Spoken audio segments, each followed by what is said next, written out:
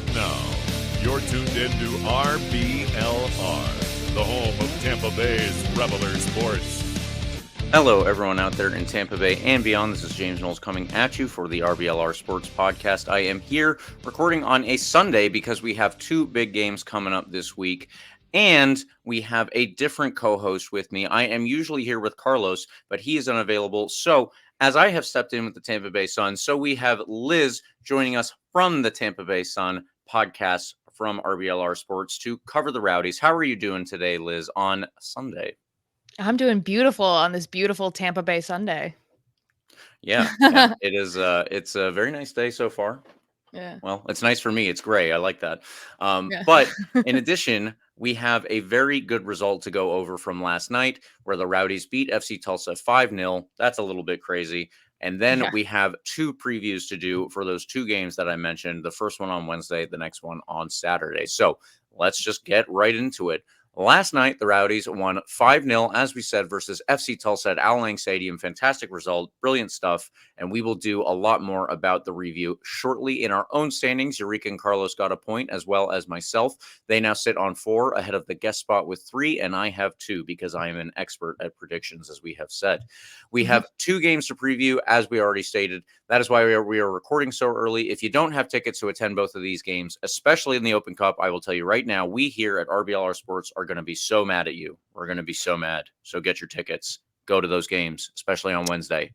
There's a deal right now. You can buy an Open Cup ticket and a ticket for this upcoming game for the Las Vegas Lights for $20. It's just that, $20. And you get 2 games. It's a beautiful deal. You should go buy it right now because it will not last forever. I'm pretty sure it is actually like a 24-hour limited deal. So please go right now. I didn't realize that was actually on. So yes, take up the Rowdies on their offer that Liz has just made us all aware of. Get those tickets and attend both of these games. Christian Ortiz was announced to have signed his first professional contract. We'll have more on that later, though. That will be at the end of the show. And please like and subscribe to us on YouTube, any major podcast platform. You know the drill, folks. Follow us on social media at RBLR Sports, wherever you are. Now, Liz, let's get into the quick recap here, and I will turn it over to you. Cool. Okay. So it looks like the first half we were just running them down, honestly. We had a lineup of Farr, Jason Doherty, Lasso, Guillen, Pacifique. I'm gonna say his name right. Hilton. Oh, his name also gets me. Cristostomo. Sorry, I apologize. Bodily, Dennis, Arteaga, and Cal Jennings, of course. And we did score all 4 goals in that first half, right? Yeah. The first 4, yeah. And we held them for the game too, which I feel like is the big difference between this game and the last Open Cup game where we also scored 4 goals in the first half of the game, or the first, Yeah, it went very well for us, and I think that this is a good little spell in the meantime. I think that we also have learned a little bit of a lesson from our game versus Birmingham Legion. We're going to get to that, though. So all very positive there. The second half, I think, was mostly dead air. It was another goal from Forrest Lasso and a yellow card to Nate Worth that I found pretty funny because we signed him from FC Tulsa. It seemed like he was being just the slightest bit petulant, and that is fine by me, in all honesty. A quick standings update. We have jumped to 5th with 16 points from our 10 games now. Well done last night getting those 3 points. Charleston lead the league with 27, and they are in first place in the East, obviously, from their 11 games so far. Lou City drew last night with Las Vegas 2-2. Interesting result there. They're on 22 points from their 9 games. Detroit City and Indy 11 are ahead of us with 17 points. Out west, Sacramento have 20 points from their 10 games. New Mexico are second with 19, and 3 teams also have 15 points. It's a very congested table out west, and El Paso are still last overall with just 5 points. Unfortunate for them and their fans. I do hope things that pick up for them, but not so much that they ever cause us any problems. So, Liz, let's get into this game that we had last night versus Tulsa. First of all, pretty good result, obviously. But from your perspective, how did this go? How did we end up 5-0 winners in a very, very positive comeback, bounce back for us after last week's weird games? So, for sure, I noticed when we were pressing, we kept the press up. So, like, if we pressed one guy and he passed the ball, either another player immediately was on that next player who got the ball, trying to get it back, or that same player was just went straight to the next guy. All right, press. Just, I feel like that's what it was. If they when they tried to do quick passes, we just kept following them, and I feel like that press is really what kind of like uh kind of, I don't know if I want to say it intimidated them a little bit, but like they just, I don't feel like they were as aggressive as they could have been. They were a little like pulley. I saw a couple of shirt tugs here and there. But they weren't it definitely wasn't like when we played Birmingham where they were like it was real chippy the whole match. Granted, there were some other factors in there, but I didn't feel any bite from FC Tulsa, like at all. Honestly, I don't remember what the shots on goal was, but I feel like we spent a lot of time shooting on theirs as opposed to trying to defend ours, which is another thing too. Though we kept our defense up, which is another place that we can sometimes have some holes that lead to some goals that aren't always Farr's fault, in my opinion. Yeah, no, I tend to agree with that. I think that Jordan Farr has had some moments where he looks not out of his depth, but I guess just very very rash moments, but also there are moments that are completely they're not his faults, just like you said, and then he ends up getting a bit more blame than I really believe he should, but that's luckily something we didn't have to worry about last night. It was A zero very well deserved it was clean sheet. exactly, exactly. As you mentioned, though, their shots on target. I did want to mention the stats because it was very interesting to go back and look and see how we controlled the game without controlling everything. The possession was 35% to 65%, 65% for Tulsa, that is. So that actually, Really? yeah, that goes into what you That's were saying. wild. We allowed them to have the ball while also not allowing them to do anything with it. It really interesting how, just like you said, we let them have the ball at the back. But as soon as they started to get closer to our net, then we were able to put that press on, apply it to the player with the ball. If they pass it off, we're able to switch and step and cover the new player with the ball and really didn't allow them a lot of options. It seemed like Tulsa wanted to go down the middle from what I could tell, which was interesting because they have had most luck from their assist numbers anyway out on the wings and from their wing players. But yeah, it was not the way that they were able to create anything. I guess that we were able to shut them down or just overwhelm them with our own numbers out on the wing. So that was positive. The shots count is the thing that I really wanted to focus on. So in April, the Rowdies were doing extremely well with their stats and doing extremely well with chance creation. Last night, it was 21 shots to 6. That is a very big disparity. 21 shots for the Rowdies to Tulsa's 6. That shows you just how well we were able to apply that press and not allow them, despite having all that possession, to get anywhere near our goal and do anything positive with it. Very good stuff from the Rowdies. 3-0 on big chances created, 0 for FC Tulsa, as well as 9 shots on target to FC Tulsa's 2. So that's all Yeah. very positive stuff. I really think that in allowing Tulsa to have possession, we realized that they didn't have the players, I guess, who were capable of creating the things that they needed to put themselves in the positions where they could get their good shots off. If you don't have any big chances created, if you have 2 shots on target all night, then I think that that's pretty sufficient by the Rowdies in terms of their defensive lineup. But yeah, Yeah. it's exactly what you said, Liz. It's just giving Tulsa the ball in the areas where they can pass it back and forth and it doesn't really matter. And as soon as they take a step closer to us, that's when we step in. That's when we put on the press. That's when we prevent them. I really liked everything that I saw last night on both sides of the ball, actually. Yeah, and there have been games where we've had swapped possession, where we've had the majority and we have played much, much worse. So it's nice to know that we have this kind of dynamic where we can, kind of really control the game as it is, not lose control, not start to play down, which is sometimes I feel like happens when we get a little frustrated. We'll start to maybe play down to the level, not as well as we can, not as crisp passes and stuff like that. Yeah, absolutely, absolutely. I think that our passing was definitely positive last Yes. night, but Oh my god. yeah, it Oh, was. there was this one little back heel, and I missed it. My partner pointed it out, and it was this beautiful back heel. I think it was Cristosimo. It was he just this beautiful little like boop right behind him to Cal Jennings for the goal. Oh my god, it was a thing of beauty. Yeah, yeah, absolutely.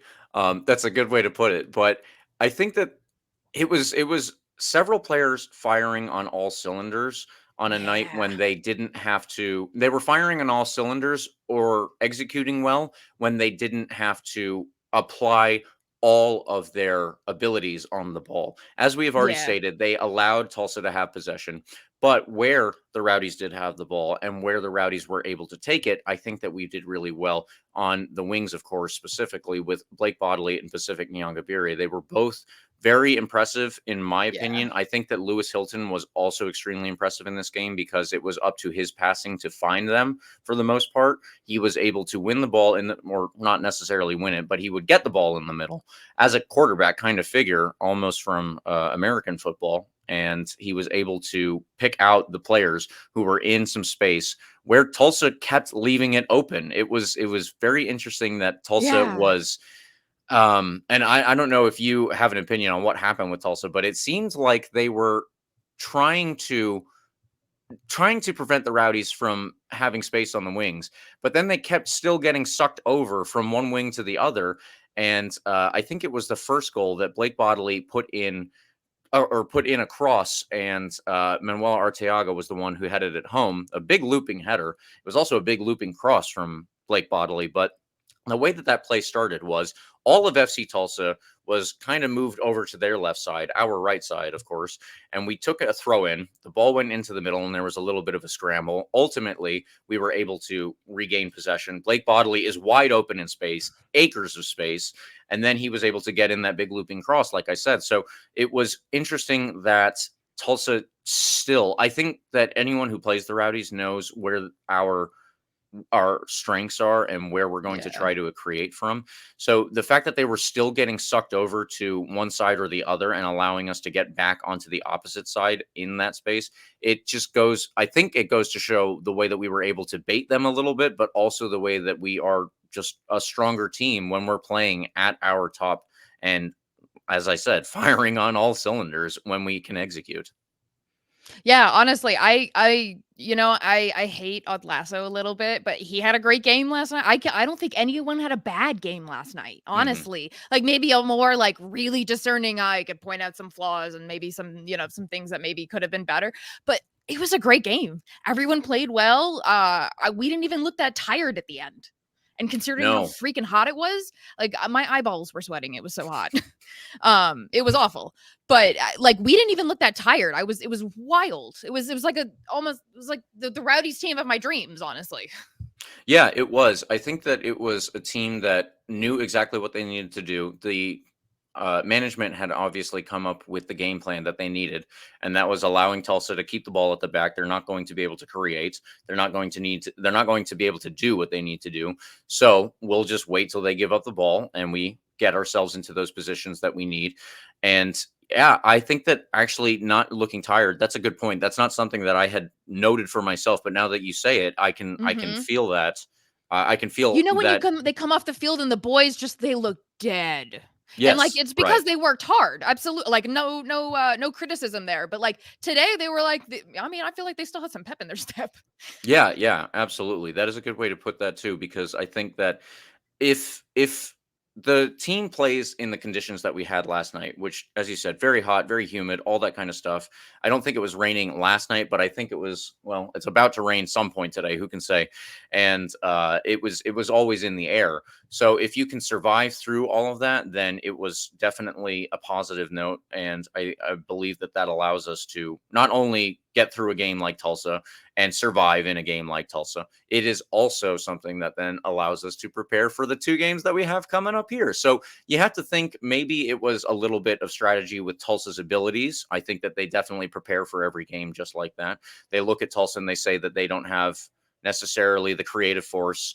I don't think that, and this is not a knock on the players they have, but I don't think that Blaine Ferry or Boubacar Diallo were able, especially last night. They are probably able in moments, but they were not able last night to do the creation that Philip Goodrum needed to get himself into the positions to score like he has been. Stefan Stojanovic up top, Carlos's favorite player, he was completely a non-factor. And that's not a knock on him. He's a good player, but he was completely played out of the game because of the Rowdies' ability to put 2 or 3 bodies on him at a time. So it was really, I think, more of a case of Tulsa not getting themselves into the positions that they need, and the Rowdies putting themselves defensively in the right shape to counteract anything that Tulsa was trying to do.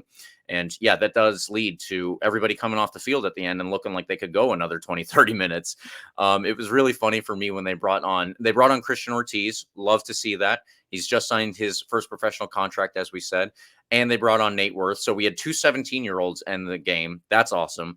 But yeah, it was those 2 guys kind of carrying everybody not carrying everybody, but kind of leading the way at the end, with everybody able to play at the same intensity at the end of the game. Yeah. Yeah, it's nice to see some of our younger players. They're coming up. They're really contributing. You know, we might see some Rowdies legends coming through. I We hope don't even so. know it yet. Yeah, I hope so. I think that if Nate Worth can continue to play at this level that we've already seen in only 2 games over the course of this season, over the course of whatever we have for him next season, maybe we'll have him for the whole season. Maybe he goes in the summer of 2025 when he's 18 and some European club will surely want to sign him, but he's already looking very good. I think Christian Ortiz is the icing on the cake of this, but it was really fantastic. Are there any other players that you wanted to highlight from this one, Liz? I mean, I'm cheating because it's my man of my match too. But Blake Bodley, oh my gosh! And I don't know if you could hear it on the broadcast, but like we were chanting. It was the Ted Lasso chant. He's there. Where he's there. I can't remember it off the top of my head, but he's every fucking where. Like Bodley. It was great. Oh my goodness, though. When you're talking about pressing, Bodley, he was on your man. He was on that man. He was there. He really was everywhere. It was insane. I love him. He's my new favorite player. I also love his mullet. Yes. It is very distinctive. But like, he was so on it last night. Like last night was a great game for him, and I hope he thinks so too. Because he didn't score a goal, but he helped. He made the opportunities happen for sure. He was a key player in making those goals happen, even though he didn't actually kick the ball into the goal. Yeah, no, I think that that's fair. I don't know if he had more than the 1 assist, but he definitely did have at least the 1 assist. So I might be forgetting, but yeah, he was fantastic there. He was fantastic defensively, as you already said. I have a note from the 79th minute. Tulsa had a short corner that was actually really accurate, so it turned back over to Tulsa's hands, and they were able to get off a little chance. Blake Bodley was there within the 6-yard box to prevent a clear goal, an obvious, an obvious would-be goal for Tulsa and keep the clean sheet. Now, clean sheets aren't the end-all be-all. If you win a game 5-0 or if you win a game 5-0, that's not that big of a difference. But at the end of the day, that's what you want for your confidence, especially going into a game as big and pivotal and hard to win as the one that we will have on Wednesday. So I think that every little moment like that really is beneficial to the team overall. And I think that Blake Bodley, someone you've already highlighted, on the opposite side, Pacific Nyongabire, they were really key. We have seen Eddie Munjoma being the typical right wing back for the Rowdies recently. He was not last night, of course. So Nyongabire got another start there, the way that we started the first game of the season. I thought that he's growing into a position that he might not be entirely used to because he's not the most defensive player by nature, it seems, but he is doing extremely well, certainly on the attacking side. And we knew that would be the case. And then he's growing into his ability to play for other teams, including Tulsa last night. I really liked both of them. I already mentioned Hilton, but Liz, I'll turn it over to you. You already led into it. Your man of the match was Blake Bodley. Give us your recap for Mr. Bodley. Oh, I mean, he was on the ball. He was so focused, he was laser focused. He was on his man every single time. He was just there. And I appreciate that. I appreciate his press. I appreciate his continued press, because I'm telling you, that is what the continued press of our players is really what I think threw Tulsa off. Yeah, I think that that's true. As Tulsa will probably watch the video from this game, the highlights from this game, and they'll go, "Boy, we didn't create anything." If it were me, that would be my very layman's analysis when I was in the room and telling the players, "Boy, you guys didn't do anything. I think you should do more next time." But I am obviously not there. I am here just to tell you who my man of the match was, and for that, It was Forrest Lasso. I think that Forrest Lasso had a very, very good game. It's not just 2 goals, which you don't see very frequently from a center back. That's something that stands out on its own. He is a defender. He was able to get on the end of 2 corners, which is fantastic. But it was emblematic of a much better game overall than just 2 headers, which is ultimately how he scored his 2 goals. I really do want to highlight some more stats here. Forrest Lasso stats. There we go. 2 blocks on the night, 4 clearances on the night, 3 recoveries on the night. And somehow I didn't believe this when I saw it, but only 1 out of 4 ground duels won. So that's only 25%, but it didn't seem that way to me. There was very early on, I think Forrest Lasso, because of his body, he's a guy who's going to get fouls called on him, not because he's clumsy, but it's literally because he's a larger person. Referees are going to just subconsciously assume that he is at fault for a lot more things than he is technically at fault for, or that are technically fouls, at least in my opinion. I'm sure Forrest Lasso has an opinion on that too. I'd love to get it from him someday. But I think that there was a very clean challenge very early on in the game. It might have been the 10th or 15th minute in between there. Stefan Stojanovic, another very large player. So that's probably why it wasn't called. The referee didn't have the thing in the back of his mind saying, oh, big man knocked him over, must be a foul. But I think that Stefan Stojanovic had the ball. It was up against the sideline where the benches are. Forrest Lasso stepped in and Stojanovic fell over and Lasso stepped away with the ball. It was so clean that the referee could not even call that a foul. But that's the perfect example of what Forrest Lasso usually does, where a referee will frequently call it. I think that that was emblematic of a turnaround season that I have seen from Forrest Lasso so far, where he is playing at a new level. And I think that that's awesome for the Rowdies, not only overall, but especially coming up in a very difficult game on Wednesday, which we are going to get to in just a second. And folks, we have an interview with Buzz Carrick of Third Degree for the FC Dallas game this Wednesday night in the Open Cup. This is obviously a very big game. As USL fans, Liz, you and I probably don't watch a lot of MLS, so we figured we would get an expert involved in this one. And so we reached out to Third Degree. Buzz Carrick of their website was kind enough to join us and go over the FC Dallas season, the FC Dallas roster, everything from front to back with that team. And we really do appreciate him helping all of us Tampa Bay Rowdies fans understand what we're up against in the Open Cup this week. Well, this weeknight. It's not actually a weekend, is it?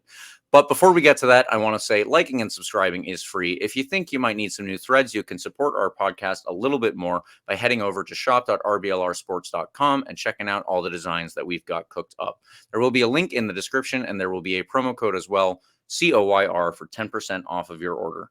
Now, let's get to that interview with Buzz Carrick of Third Degree covering FC Dallas. And folks, here we are with thirddegree.net. They are the blog to cover FC Dallas. They are a blog that I have checked out in the past. Joining me specifically from Third Degree is Buzz Carrick. Buzz, thank you for joining us on this Sunday. I know it's a weird time to record, for me at least. I don't know how many times you guys do it on Sunday, but thank you again for joining us. How are you doing today? Oh, you're welcome. Thanks for having me on. Yeah, well, I think that it's good to get another perspective on a lot of these games because Rowdies fans, especially when it comes to MLS teams, we can be a little exclusive at times, and we can say we only want to watch our team or this or that. But I think that it is really good to get an expert opinion, such as yourself, to talk about an FC Dallas team here that has had a bit of an up and down season. I wanted to get started with you and talk about how the season has gone so far, and then leading into this game that we have on Wednesday. Well, the back half of last season saw a whole lot of injuries for this team that really decimated it, and that trend has continued. They have multiple high-quality, high-value players that are out for the year or the bulk of the year, and that's a big blow. I mean, if you watch MLS enough, you know that it's a league of parity. Pretty much everybody has the same roster made up of just guys that can play at that level, and then you have these special DP players or high-value TAM players that can elevate your team. Well, FC Dallas, those guys are either hurt or out for the year, or they've regressed because they're in their 30s now. So it's been a very rough season, in particular right this moment. The first 4 choices at central midfield are all out, so you're left playing a bunch of kids or guys that have played 3 or 4 games in their entire career. So it's a little rough at the minute. Dallas generally speaking, under this coach, is very defensive oriented and has trouble scoring goals. They don't possess the ball. They don't try and keep it away from you. They're just happy to let the other team have the ball, and they just sit deep. And they don't counterattack like a vertical style, but what they do is they wait for you to make a mistake, and then they pounce on the mistake and try and score rapidly in transition, which is not the same as a pure counterattack, really. I call it counter-punching sometimes just to make it slightly different phraseology, but it means that they've only scored, they're in the bottom third, bottom quarter, probably even in goals scored, but they're also in the top quarter in terms of goal allowed. So very defensive, but they had a stretch at the beginning of the year where they weren't even being good defensively. So it's been a really rough season. In fact, we had a counter on tracking whether this was the worst season of all time. And for a while it was, and now it's only the second worst. So these injuries are just absolutely crushing this team, and all the special players have been out. Gotcha. Okay. Now, I was actually unaware of the injury situation before. When I looked at the FC Dallas roster and the last couple of games to prepare for this interview, the thing that stood out to me was I was under the impression, and I'm not exactly sure where I got this now, but I was under the impression previously that there were injuries to players such as Jesus Ferreira, and I realized that he's actually been playing. He just hasn't been scoring a ton. So the injuries that are going on are, I guess, farther back in the lineup here. And is that impacting the strikers like Jesus Ferreira and Pedro Musa up top? Well, Jesus only came back. He played a game or two at the beginning of the year, then he was out for like a big stretch, and he only came back like 3 or 4 games ago. But also, because Dallas signed this $10 million striker, Pedro Musa, Jesus is playing as a deeper sort of facilitator, 10-9.5 kind of role. So he's not expected to score 18 goals again, but he's got a lot more assists than he usually does. So but what's missing is Paul Arriola is currently out. Alan Velasco's out with an ACL for most of the entire year. He's the $8 million Argentine kid. Maxim Pamacol, who's a French national teamer, is now out for the whole season. They're right back. Giovanni Jesus has a blown ACL. He's out for the whole year. Liam Frazier is the Canadian international. He's out for 3 or 4 weeks. Asier Yaramendi, who's the Spanish international, played 14 years in La Liga, including Real Madrid. He's out for a couple of weeks. So they're just absolutely – it's the pile of players that are all – they've got the strikers are now healthy and the defense is healthy, but all the midfielders are out, and if you're not a team that can possess and you can't link and you can't get the ball to the forwards, how are they going to score? The shot totals are very, very low. Like against Houston, they had 3 shots, but they scored. So they tied. Against Austin, the game before, they had 30% possession, but they pounced on a high press, got an individual goal. They had one quick bad turnover that Pedro Musa played a 3-ball to Jesus. So like 4 touches and they had 2 goals. So that's how they play, and that's the way they're playing this year when they have basically no midfield. Against Houston, they started Nolan Norris, who's 19 and made his 3rd ever start, and then Patrickson Delgado, who's 20 and just came here from Ecuador and has started maybe like 4 or 5 games. So super depleted in midfield, and it's an interesting question what we'll see in terms of lineup against Tampa, in fact. Gotcha. So, yeah, with the game against Houston last night, it was a 1-1 draw, I believe, in Houston, if I'm not mistaken. Yeah, that's correct. Yep. Gotcha. And with that one, so you talked about the injuries and the people who have stepped into these roles that have been opened up because of the injuries here. With that being said, last night against Houston, what did you see in terms of not preparation, but how did you feel about the team's form coming into this week, where I'm assuming you guys have another game coming up on the weekend, obviously, so you would have a very quick turnaround for 3, which we would as well. But at the same time, it's difficult when you're traveling, which we are not doing. Yeah, well, Coach Nico Estevez says that they're all in on the Cup because of where they are in the standings. The Cup is their best shot to do something. So he says they're all in. And on their first game, that seemed to be true. He actually rested people in Toronto in order to be ready and fresh and better against Memphis in the Cup. And that was, I don't know. There's so many injuries. It's hard to say he rested anybody, but they subbed in early. And they definitely are going to be bringing, based on their behavior to this point and what they're saying, we're expecting them to bring their very best lineup they can to this game, because they really are, we think, prioritizing the Cup. So that'll be interesting. So based on the Houston game, though, it looks exactly like Dallas always looks. Now, listen, I would love to look like the 2006 Spanish national team, but this ain't that. This is super defensive, low block, Against Austin and Houston, it looks like a 5-4-1. Now, ostensibly, it's 3-4-3, which is a lot of our coach here likes to emulate the high-end modern world best teams. And so some of them have switched to a 3-back. So it's like, oh, we're going 3-back, even though the roster was built for a 4. It's a whole entirely different question. But so it plays a lot like a 5-4-1 at times. Now, against Tampa, you guys score a lot of goals. So whether they'll play the same way or not, because the MO of this club is that under this coach is to kill the game, to kill the ability for the other team to create and to keep shots really low and chances really low for both teams. And because they're willing to take a chance that they'd rather not lose than they would, lose 3-2 and have an exciting game. They'd rather just tie 0-0 or 1-1. They're going to try and keep it tight and like the scoring really low. Now you guys have scored 6 and 5 over your last 2, as near as I can tell. Yeah. So that's going to be the real question: is can Dallas stifle what you're doing, and then can they pants late? Because that's what they do. They want to win 1-0, 2-0, something like that. 2-1 will be fair. The chances will be low. Possession for Dallas will probably be low, even though you would, on paper, one might say, oh, it's USL, you should dominate possession. That's not how Dallas plays. They don't want the ball. They don't have this creative ball-holding, ticky-tacky midfielders. And in fact, because they play a 3-4, the midfield is really 2 wingbacks and then 2 6s go across the middle. So it's like they're literally playing 7 defenders, so they're not going to be passing it around and build. They want to build out of the back, but they're not going to hold it for extended periods of time. They're going to sit and wait, try and kill the game, and then go for it when they can. When the opposition makes a mistake, then they'll pounce and go.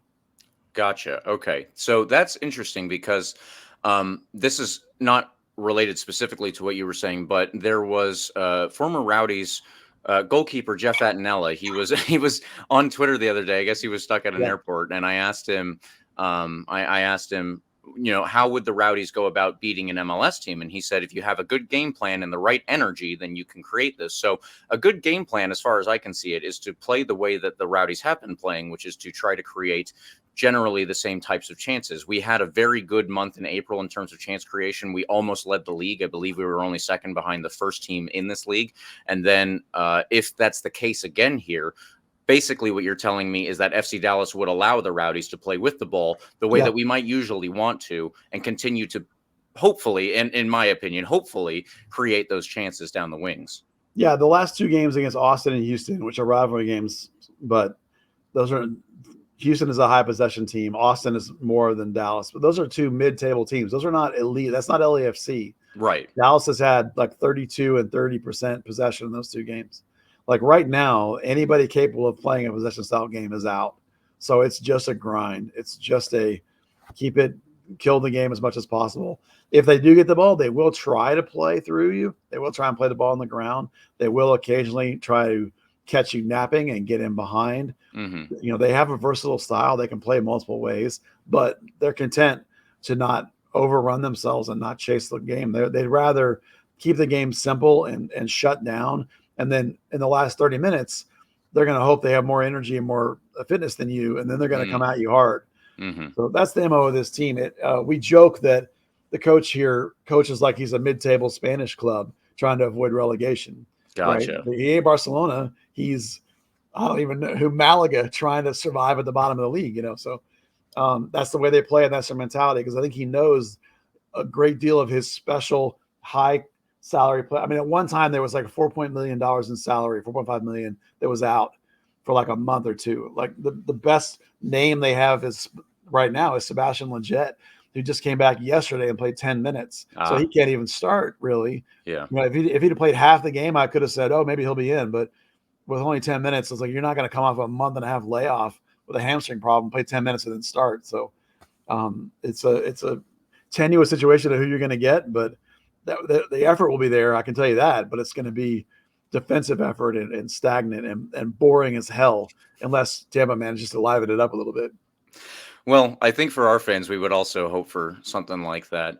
But that leads me into my next question here, which is to focus on how Dallas has been scoring goals. You said that generally they obviously like to sit back here and they like to score in transition. Yeah. So with Alan Velasco, one of the biggest names, I loved Alan Velasco last season. He was doing very well, and I hate how many people across the footballing world have had ACL injuries, men and women. It's terrible, but that's part of the game, unfortunately. So at this point, you guys are mostly left with, my understanding would be, Petar Musa is the target man up top, and Jesus Ferreira, as you said, is sitting a little bit deeper as the creative force. So could you explain how Dallas goes about their transitions and what they try to look for when they're in those moments? Well, they play a 3-4-3, but it doesn't use high wings. I'm sure you know that as you get into the offensive end, you want this W shape, right? You got your 9, you got 2 outside players and then 2 guys underneath. Well, FC Dallas in this 3-4-3, the top 3 is the 9 and then 2 10s, if you will, or 2 9.5s or whatever. The wing backs are the wings that get up into the vertical space. Now, neither one of those guys is a dynamic kill you winger. They're defensive first wingers, but they both can get forward and occupy the space. So when they're doing well in transition is when the opposition makes a mistake somewhere near the midline, a bad pass, a bad read, maybe a little high press from Dallas occasionally. If they turn you over in that space, then Jesus Ferreira and Petar Musa are both, and sometimes, and maybe it'll be Bernie Kamungo will be the third guy. It just depends on who that spot's been rotating a lot. They will quickly hit those gaps, and if the wingbacks are in the right space, or if the opposition team is trying to build out and their outside backs are wide, they're going to catch you napping, or you've only got 2 center backs back there. And all of a sudden there's guys breaking those gaps and playing balls on the ground through. It's not British Route 1 headed on. It's on the ground quick. And you'll be surprised if they get you turned over, you'll be surprised how fast they get forward in transition. It's really incredible. And that's when they're by far their most dangerous. Now, of course, no one is an elite. The most elite finisher they have is Jesus Ferreira, who converts at a pretty high rate. Maybe 1 in 3 shots is on target and going in the net. But Petar Musa is now coming on fast. I think he's now up to 5 goals. I'd have to look. But he and Jesus are really starting to click. So those are the 2 danger guys. And Petar Musa is a pure 9, a high 9. He can post up. He makes those, but he's also very movement based. So lots of switching and movement to try and pull your center backs apart and drag the 6 out of position and open those lanes. Moose is really good at the front post or near post or back post runs to when they can get the ball in the box to his feet. He doesn't head in a lot of goals, but he and Jesus both, him higher, Jesus like right at the top of the box, balls into their feet are very dangerous because they both are pretty clinical shooters from that range. Gotcha. Okay. Understood. So now that we've gone over, I guess, the general problem areas for the Tampa Bay Rowdies, the things that we will need to keep our eye on. The other question that I had on the flip side was I wanted to ask you how you said at the beginning that FC Dallas had started their season, especially giving up a lot of goals. So I wanted to know where you thought FC Dallas was most vulnerable, I suppose, to giving up and conceding, because we generally try to get down the wings and get a lot of crosses in. I didn't know if that was something that would be a problem, I guess, for Dallas. Yeah, the first month or maybe month and a half of the season, the Dallas was not doing well with aerial duels, and particularly they were having problems with crosses from wide spaces or set plays into the box.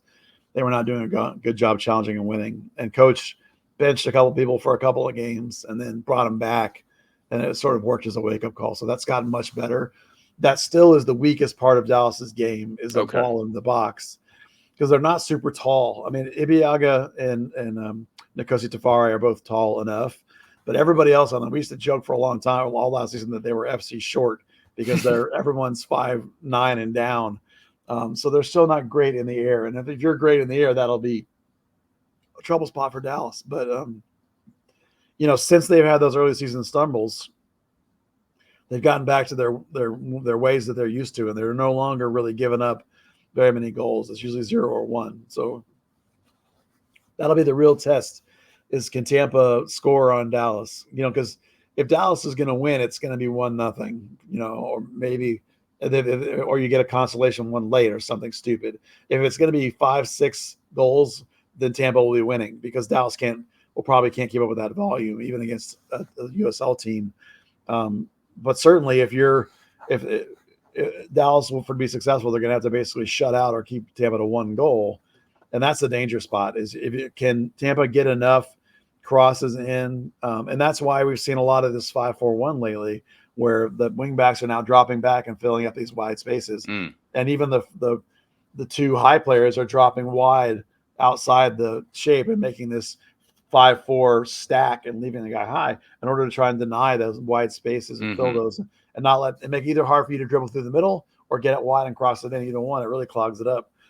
And so they give a possession, they don't care, so that's the nature of the game, and it's not very fun, but it's how they do it. It reminds me of, it'll be interesting to see mentality wise if Dallas's mentality changes because they think they're playing an inferior team, which is ridiculous because on any given cup game, USL teams are very capable of upsetting anybody in MLS on any given day. Right. And Dallas has lost plenty of games to USL teams over the years in the cup. Now, there have been many times where they haven't taken it quite as seriously as they are allegedly taking it this time, and their behavior says they're taking it this time. So I would expect a top-tier performance from Dallas and defensive performance, and it'll just come down to who can capitalize on the break or the mistake by the opposition. Gotcha. So probably going to be a lot more dialed in, I would imagine, here. I mean, I'm expecting a low-scoring game, even though Tampa usually scores a lot against Dallas's a really heavy defense. I would expect the game to be low scoring. It doesn't mean that you won't be able to score. It just means I don't think it's going to be 6. If it is, it's going to be because Dallas has collapsed completely because they don't give up results like that ever. I mean, other than the little stuff they were happening at the beginning of the season where they gave up 3 twice. Other than that, it's always just 1 usually, Yeah, I mean, like you said, any given day, that is a truism in this sport, as we all know. Any given day, any result can happen. But I would absolutely be shocked if the Rowdies pulled out some type of high-scoring win on FC Dallas, not only because, as you said, they seem to be playing a more stifling style, something that is more defensive in nature, but also there is a disparity. There's not a huge disparity, in my opinion, but there is still a disparity. And that comes down to the amount of money that each team can spend. The Rowdies can spend a good amount for the USL, but it's not going to be the same as an MLS level team. No, but Dallas is a middle of the pack MLS spending team. They used to be down the low end, but these days they're in the middle of the pack, and they have some high value players. It would be disingenuous to say that Dallas's roster isn't better than Tampa's roster, but that doesn't mean that Tampa's not a very good team. They're perfectly capable of scoring against Dallas, even though Dallas plays a really defensive game.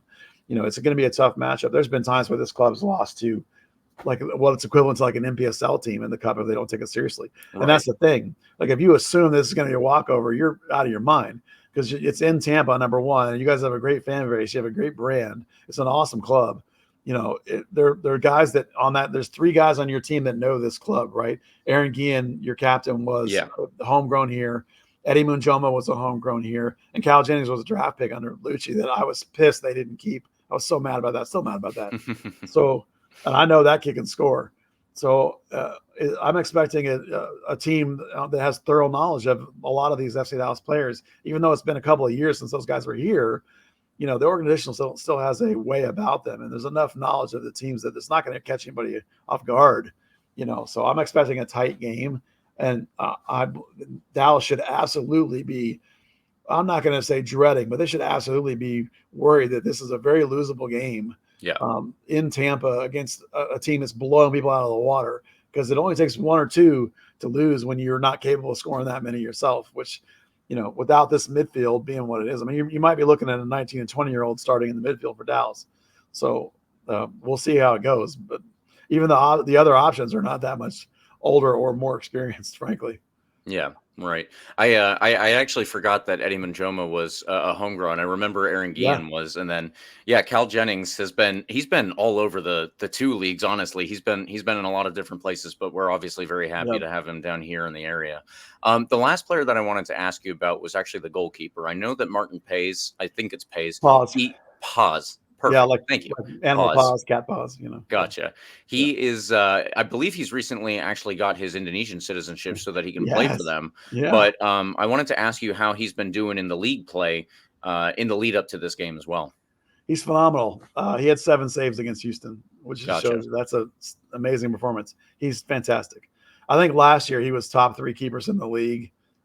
This year he's slid a little bit, but I think some of that's more has to do with the defensive qualities in front of him. He's come close to setting he tied his career high once this year and almost set it again last night, which just shows you that there's a volume of shots that are getting through. Now, because of the way Dallas is playing, a lot of them are long shots, but he's absolutely capable of making the 3 or 4 big monster saves that you need on world-class shots that'll keep you in a game. So he's one of the best assets. I've actually contended for 3 years now that the Dallas's great defense is actually being propped up by Martin Paz. If it weren't for him, they would just be an average defense. And he's the one that makes it look like it's a really elite because he's 3 or 4 times a game bailing them out and making a spectacular save. Now, you can dig into some metrics, and if you buy into that kind of thing, where like, what's his actual goals allowed versus XG, whatever, it's pretty even. But if you watch any of the tape on him, you'll see that he's making these spectacular saves that are very quick vertically across or up, that are stopping things that would be goals, that a lot of keepers are not going to be able to get to. So he's really, really good. He was Dutch, of course. He still is Dutch, but he's chosen to play for Indonesia. And so funny enough, the Indonesia social media blowing up all over FC Dallas because he's now going to play for them. So bang pause, they say. I don't know what that means, but he's really good. That's why funny. he's named for Indonesia, I don't understand, but his grandmother apparently was born there. So he decided to do it. So more power. The problem for Dallas, of course, is like it's a 14-hour flight or something to go play for them. So we're kind of hoping that maybe he'll only do it in like a big tournament or something and like not bother with like, unless it's a really, really big game, not bother most of the time because, it'll wipe him out for a week if he goes just to play a game. Because think of that, what that travel will do to him front and back. Because he'll need a day, like a 14-hour flight, a day off probably before the game, play the game, and then a flight back.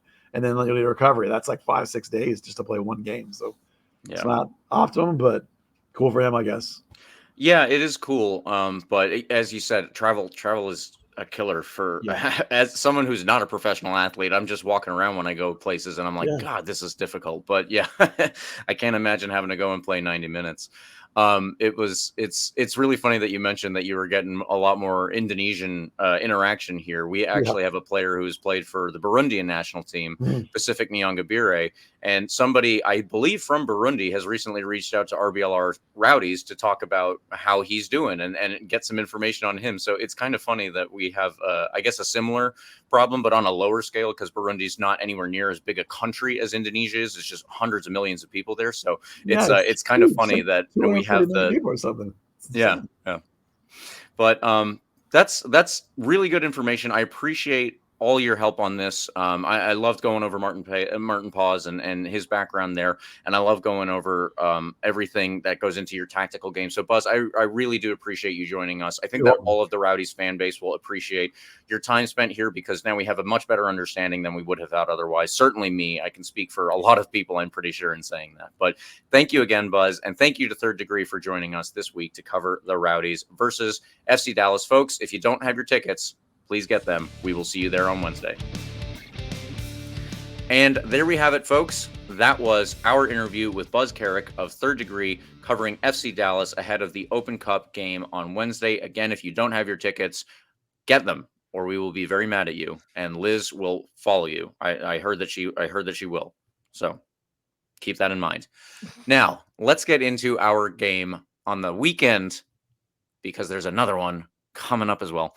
This is against Las Vegas Lights. It's all at Al Lang Stadium, which is very helpful for us in the Tampa Bay area. But Liz, could you get us started on the preview for the second game that we have this week in late May?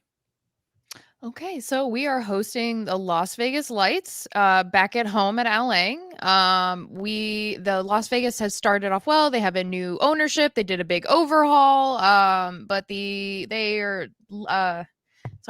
points are not really showing that they've made any big changes. Unfortunately, they have 11 points in 11 games, including last night versus 1-1 versus Lou City. I got clobbered by Charleston. They've been doing that to everyone, though. It's looking a little rough out there for Las Vegas right now. Yeah, it's sometimes you can see that there's progress. Sometimes it just looks like the old Las Vegas. It's kind of weird to pick out exactly what we should expect from them at all times.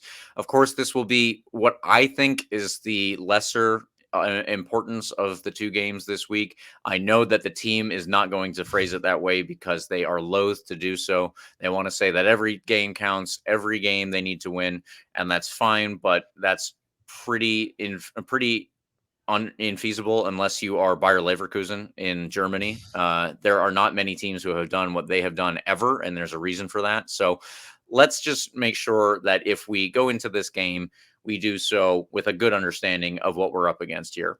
Generally, Las Vegas line up in a 4-2-3-1 under their new manager, Dennis Sanchez. A familiar face has usually started in net for Las Vegas. That is Raiko Arozarena. However, recently, Nicholas Amateur has taken over for him, so I don't know exactly which goalkeeper we will see in net on Saturday night.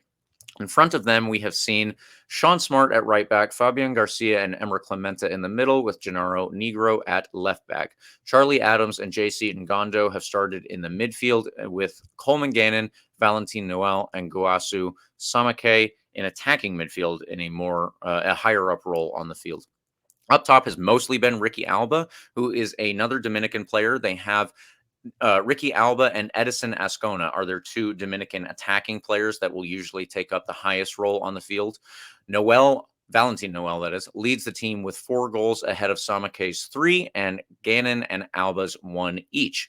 Those 3 also lead the team in assists and chances created, and Gondo in the midfield has also rated really highly in this stat. So, yeah, this seems to be a team that has a lot of potential. I think that they have a lot of younger players that they are actually trying to build into something, which I find interesting, especially with the new owner and the overhaul that they did this offseason that we had already mentioned. I would like for it to work out because that would just be good for the sport in general. So that's cool.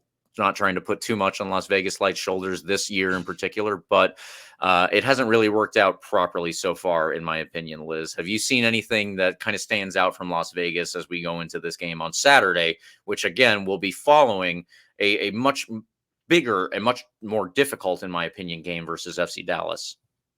Yeah. No, I haven't. I love Las Vegas. Like, they feel like they're like the funnest team in the league because I always do like these crazy theme nights, but I feel like I never hear anything very good about their players. I'm sorry. It's true. It's true. There's not Yeah. much that you can say. I know, and I feel terrible. I don't ever want to say anything bad about a team in our league. I love all of our teams except for some. It's fine. Anything purple, just can't do it. I'm sorry. Yeah. But Las Vegas, what's their last couple of games? I had it up in a minute.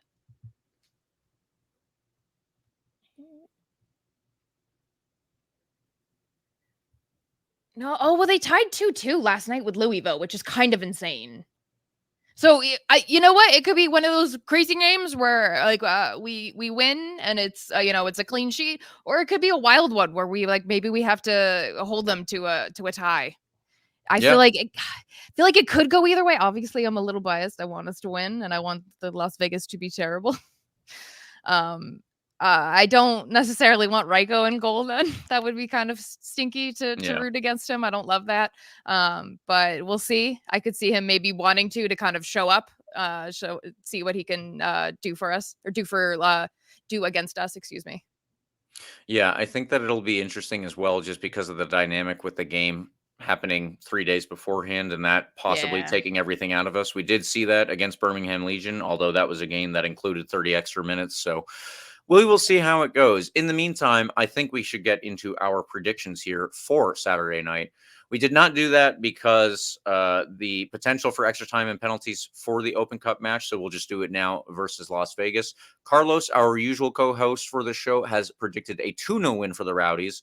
I have gone, just because of the turnaround in schedule, I have chosen a 1-1 win, and Eureka went with a 1-1 win, a 1-1 draw. I don't know how you win 1-1, but that was what I chose. Eureka, our producer, went with a 2-1 win. And Liz, what was your prediction for that one? So I'm going to be hopeful. I think we're going to do 3-0 win because Las Vegas, they're doing okay. They did okay against Louisville, but the last couple of games have not been so great. And we did just come off a really good game. I'm going to be hopeful and say 3-0.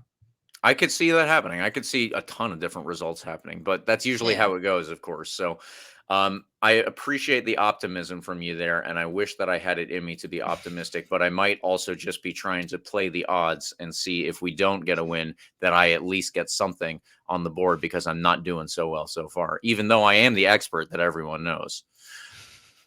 All right, let's get into our extra time segment here. and start off with the news. Again, Christian Ortiz has signed a true professional contract. This is not an academy contract. The USL has academy contracts, which allow players to then go on and play in college afterwards. Christian Ortiz, by signing his first professional contract, I'm almost certain has foregone that, which means that he is now a professional player. This is his career at 17 years old. He is a professional soccer player. That is awesome for him. I wanted to do a little bit of background and go over the Rowdies press release related to that. So Ortiz joined the Rowdies, of course, on a USL Academy contract, just like we said, a week before the start of this season. And the young forward made his debut against Rhode Island on March 24th. That was pretty good. I liked what I saw immediately. You could tell that even as a 16-year-old at that time, he was a huge body. He knows how to wield it against players that are even taller and bigger than him. That's going to be very important as a striker, and I think that that's great. There's a video also of him out on their Twitter and YouTube talking about being the first academy player to sign a professional contract with this team. Please go watch it. I loved it. It was awesome. I'll have to do that. I'm a big fan of Christian Ortiz already. He's originally from New York, which I didn't know, but he moved to Tampa Bay at a young age, and he played with Florida Premier FC, where his coaches were Georgie Christov and Andres Arango.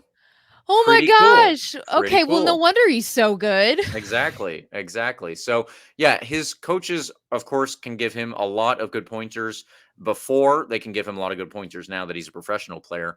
And his quote here that I wanted to highlight was, "I hope kids at all levels in Tampa Bay see this and think that they can be where I am someday." I think that's cool as hell. Yeah. I think that's awesome. And I really do hope that players do see him and say, I'm going to be the next Christian Ortiz. I'm going to do that. That's really awesome. I'm so happy for him. No, that's awesome. And you're right. That first game, he was hungry for a goal. His first few minutes in, I love it. I love the intensity that he had. I think he's going to be great. I think even if we put him in, at like 70 minutes or even 80 minutes in some games, he's going to get some minutes. He's going to get some really good play time, and I think he could be a really good asset. Yes. Absolutely. And finally, I want to say happy birthday to my wife, Jamie. It was yesterday. I missed the game versus Tulsa, which was a 5-0 win. But if I'm ever going to miss a 5-0 win, I would love to do so for my wife's birthday. We went to her roller derby game. So shout out to Shredder Wolf out on the rink. She did really well last night, and there were a bunch of people to join us there and at the after party. She should hear this when it comes out, and I just wanted to say that. Thank you, listeners, for tuning in. We appreciate when you do. Please follow RBLR Sports on Instagram, Twitter, TikTok, Facebook, Threads, anywhere that you are, we are too. I am mostly on Twitter at RBLR James K. Liz, thank you for joining us. Where can people get at you if they would like to talk to you about the Rowdies, the Sun, or anything else on Twitter? So on Twitter, it's at Lizzie the Lion, and it's Lion with a 0, not an O. And there's also the Heat Wave. Go follow them because they are the official supporters group of the Sun, and then also go follow the Sun on everything. There we go. I think that that's a perfectly good shout because we will have some more Sun content. There is news from all over the league. There are other teams signing players. It's getting really exciting, as we love to say, talking about the Tampa Bay Sun. Exactly. I'm truly, truly over the moon with everything that's going on there. Now, to get back to this podcast that we're on, please like and subscribe to us, and you can get the full experience on YouTube. We are also on Spotify, the iHeartRadio app, Apple and Google Podcasts, basically anywhere you are, we are too. For a 5-0 win, 2 games coming up, and hopefully 2 more wins in the bag. Come on, you Rowdies.